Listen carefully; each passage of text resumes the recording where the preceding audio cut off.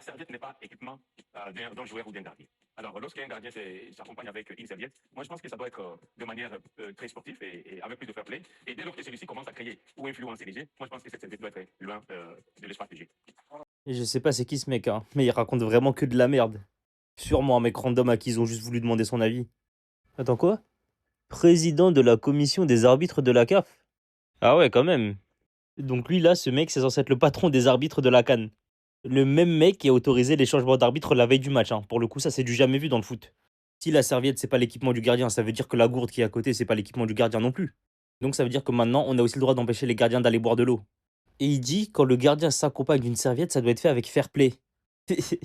Ça veut dire quoi s'accompagner d'une serviette avec fair play?